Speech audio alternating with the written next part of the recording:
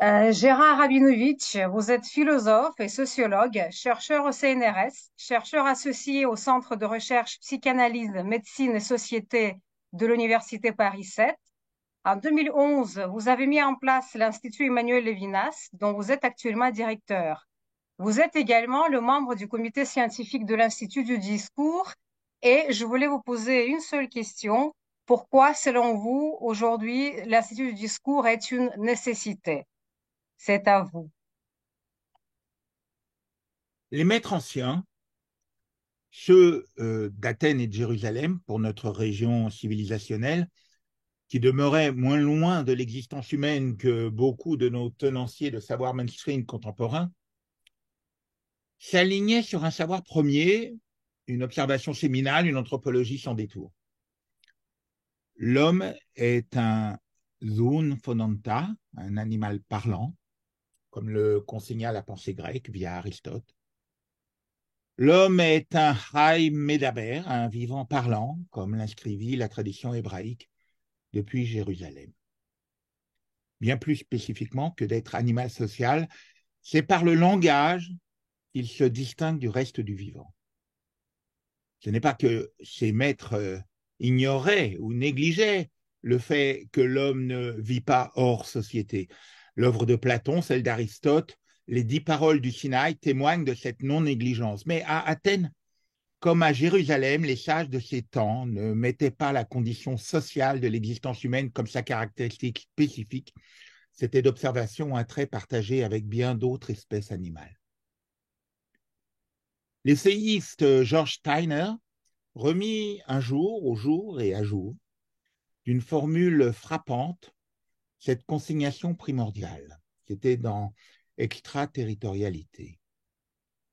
L'humanité de l'homme, son identité humaine, telle qu'il peut se la déclarer et la déclarer aux autres, est une fonction du langage.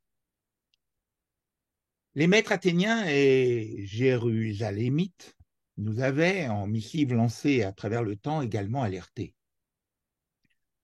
Platon, dans La République, qui observait que la perversion de la cité commence par la fraude des mots. Socrate, qui, dans le Phédon, posait qu'une expression vicieuse ne détonne pas uniquement par rapport à cela même qu'elle exprime, mais cause encore du mal dans les âmes. Le Sefer Michelet, le livre des Proverbes, qui avertissait que la mort et la vie sont au pouvoir de la langue, en fondement, comme le notera après le traité des Pères, Mishnah Avot, que la parole est l'énergie vitale de l'homme dans ce monde. Ceux qui, quelques dizaines de siècles plus tard, furent aux premières loges du totalitarisme, des totalitarismes du XXe siècle, en refirent la mère notation. Victor Klemperer, dans LTI, la langue du Troisième Reich, la langue ne se contente pas de poétiser et de penser à ma place, elle dirige aussi mes sentiments, elle régit tout mon être moral, d'autant plus naturellement que je m'en remets à elle. Et qu'arrive-t-il si cette langue cultivée est constituée d'éléments toxiques? Les mots peuvent être comme de minuscules doses d'arsenic. On les avale sans y prendre garde, elles semblent ne faire aucun effet, et voilà qu'après quelque temps, l'effet toxique se fait sentir. Le nazisme s'insinua dans la chair et le sang du grand nombre à travers des expressions isolées, des tournures, des formes syntaxiques qui s'imposaient à des millions d'exemplaires et qui furent adoptées de façon mécanique. Albert Camus, paraphrasant Socrate, citait dans son texte sur une philosophie de l'expression, notait « Mal nommer un objet, c'est ajouter au malheur de ce monde ».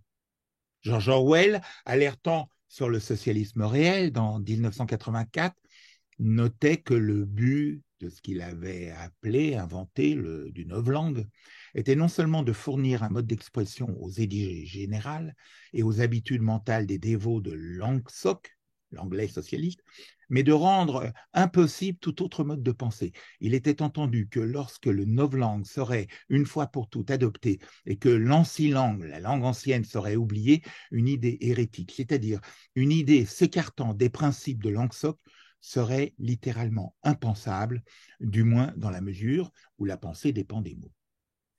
Et dans un essai sur le langage politique, le même George Orwell insistait en parallèle.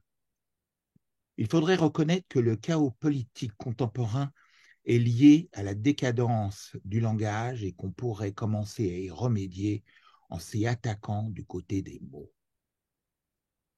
Thomas Mann, pour finir, avertissait. Le mystère du langage est grand. Être responsable du langage et de sa pureté, c'est porter une responsabilité d'ordre symbolique et spirituel. Celle-ci ne revêt pas seulement une signification esthétique. La signification du langage est essentiellement la responsabilité même. Scruter les économies narratives de notre temps, décrypter les pousse au jouir mortifère, qu'ils soient d'ignorance ou de meurtre. C'est là le cœur de la convocation et de la raison de l'Institut du discours. C'est ce à quoi, aux côtés de Jana Grinspoon, nous vous invitons et accueillons.